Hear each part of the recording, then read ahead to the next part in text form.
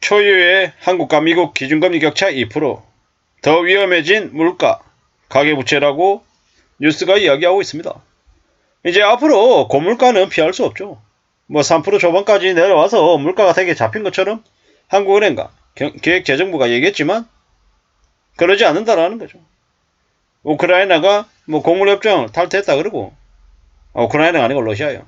뭐 이래저래 바깥에서 들리는 이야기들은 물가를 계속 들썩이게 만듭니다. 뭐 우유값도 오른다 그러고요. 우유값 오르면요, 빵하고 아이스크림 가격 같이 등 달아오는 거고, 그것만 오르겠습니까? 앞으로 물가가 계속 미친듯이 오를 걸 감안하고 지금 정부에서 과자값 내려라, 라면값 내려라고 그냥 액션을 부렸던 것 같습니다. 이명박 때도 마찬가지였습니다. 이명박 때도 있잖아요. 그 물가 내리라고 기업들 팔 비틀을 가지고 약간 내리치겠지만 실제로는 더 엄청난 폭등이 있었죠. 그걸 알고 있기 때문에 그 전에 정부가 일하고 있다는 걸 보여주려고 일부러 저런 분위기를 만든 게 아닌가라는 의심이 듭니다. 게다가 지금 이제 한국은행은 어떻습니까? 한국은행이 3.5, 미국이 5.5, 기준금리 격차가 2%가 벌어졌습니다. 상상을 초월하는 대충격이 한국에 벌어지는 게 당연한 거죠. 저렇게 금리 격차가 심한데 아무 일이 없을 수가 있나요? 그럴 수 없죠. 말이 안 되는 얘기입니다. 참 암담하고 참 황당하고 참 난감한 일들이 계속 생길 겁니다. 한국은 해외에서 많은 것들을 수입해오는 나라입니다. 수입 물가가 낮을 수 있겠습니까? 아니죠. 지금은 미국만 잘 먹고 잘 사는 다른 나라들은 이제 미국의 그 금리 인상에 쓰나미에 이제 개고생을 하는 시기가 이제 닥치는 거죠. 지금 미국은 무려 11번째 금리를 올렸습니다. 그리고 7월과 9월 달에 금리를 또 올릴 수 있다라는 여지를 남겨놨죠. 한국 언론은 7월 달에 금리 인상한 게 이제 마지막이다, 이제 끝났다, 이제 내릴 일만 남았다라고 얘기하는데, 그건 한국의 언론들이 하고 싶은 얘기, 듣고 싶은 얘기일 뿐인 거지 미 연준의 파월 의장이 한 얘기가 아니다라는 겁니다. 8월 달에 8월 26일입니까 24일입니까 한국은행이 금리를 올립니다. 0.25%, 3.75까지 가야겠죠. 그리고 그 다음에 미국이 7월이든 9월이든 11월이든 금리를 또 올리면요, 한국은행 또 올려야겠죠. 3.75, 4.0 이렇게요. 뭐 결국에는 미국이 5.75까지 가고 뭐 6%까지 가고 이러는 사이에 한국에 어떤 일이 벌어지겠습니까? 많은 기업들이 이제 무너지는 거죠. 영업이익을 내가지고 대출이자도 못 내는데 어떻게 영위를 계속 하겠습니까?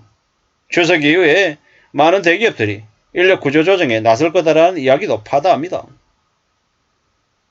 가처분 소득, 사람들의 이제 소비 여력도 점점 줄어드는 거죠. 빚 갚느라고 허덕이느라고 쓸 돈이 없는 거죠. 뭐 물론 지금 여름에 바깥에 이제 뉴스 같은 거 보면 해외여행 무지하게 많이 간다 그러고, 아이고 뭐 보복 소비 있는 게 엄청난가 보다 라고 이제 생각하죠. 근데 두고 봐야 되는 게 참 빡빡하더라는 겁니다. 어떻게 되겠습니까? 어떤 일들이 벌어지겠습니까? 이거 심상치 않네, 이거 예사롭지 않네 라고 이제 당연히 생각할 거라는 거죠. 누가 뭐라 그래도 참 잘 생각해야 됩니다. 꽤 심각하거든요. 꽤 녹록지 않거든요. 누가 뭐라 그래도 삶을 지켜내야 되는데 지켜내는 게 쉽냐고요. 안 쉽죠. 어렵습니다. 깝깝합니다. 지금 한국은행이 뭐 다른데 뱅크는 생기고 하면 다 막아 죽을 것처럼 이렇게 얘기하지만 그거 어떻게 믿냐고요. 뭐 한국은행이 신입니까? 지금도 뭐 계속 뭐 국민의 세금들 이용해가지고 계속 뭡니까? 원달러 환율 이렇게 지키고 있고 뭐 이것저것 국민들의 세금으로 지금 금리를 낮춰가지고 지금 저러고 있는데 지금 언제까지 계속 저렇게 되겠냐고요.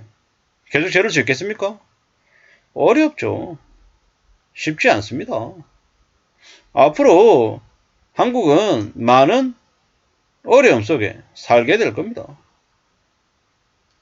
금리 격차가 저렇게 심해지면서 자본 유출과 환율 상승이 생길 수밖에 없다라는 겁니다.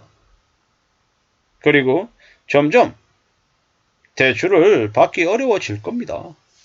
대출을 내려는 사람들은 계속 늘어날 것이고요. 대출을 못 받는 사람도 이제 생길 거고. 이 정도가 되면 어떻게 되려나? 한국의 경제가 나아질 수 있을까? 괜찮을까? 이런 생각들이 이제 자꾸 드는 거죠. 결국 누가 뭐라 그래도 우리네 삶은 안 좋아진다라는 겁니다. 정신 바짝 차리고 살아야 되는데. 괜찮게 살려고 발동 져야 되는데.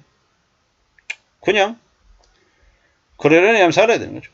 어떻게든 소비를 최대한 줄여야 되는 상황이죠. 소비를 악착같이 줄이는 거 말고는 길이 없는 것 같습니다. 결국 이제 지금 저렇게 살아야 되는 거죠. 이런 생각 저런 생각 별 생각이 다 들죠. 당연한 겁니다. 한국과 미국의 기준금리 격차가 2%까지 나는데 어쩌려고 저러는 걸까? 이런 생각이 들죠. 한국이 초유의 금리 격차를 이제 막고 있다. 이런 금리 격차가 있는데도 문제가 없다라고 이제 얘기하면 이제 개소리인 거죠, 개소리. 지금은 9월 달에도 금리를 올리는 거 아니야? 이런 얘기들도 나오는데요. 이거죠. 초고금리를 견디는 미국 경제. 9월 달에 또 올릴 수도 있을 것 같다라는 거죠. 이게 지금 현재 이야기입니다. 옆에서 수도권에 10억짜리 아파트 로또니 어쩌니 개소리를 해본들 소용없습니다. 미국이 초고금리임에도 불구하고 2.4% 경제성장을 했답니다. 앞으로는요. 앞으로 이제 더 두고 봐야죠. 우리가 생각하는 미국의 그 경제력은 생각보다 강한 것 같습니다. 물론 앞으로 한 20%가량 미국의 주가가 떨어진다는 얘기도 있죠. 두고 봐야죠. 어떨지. 7월 달에 금리 인상한 게 마지막일 거다. 이렇게 얘기하기도 하지만 또 두고 봐야 됩니다. 앞으로 어떨지. 9월 달에 미국의 기준금리가 오를 수도 있고 내릴 수도 있다라고도 이야기했으니까 사실 기다려야죠. 그보다 더 우려스러운 건 한국의 가계부채하고 물가가 이제 더 걱정이죠. 더 염려스럽습니다. 앞으로 아마 꽤 험난한, 꽤 우려스러운 상황들이 계속 벌어질 겁니다. 그게 우리가 한국을 살고 있는 우리가 감당해야 될 상황이기 때문에 더 걱정하면서 더 염려하면서 사는 것 말고는 길이 없는 것 같습니다. 소비를 극단적으로 줄여야 됩니다. 그것 말고는 버틸 길이 없는 것 같습니다.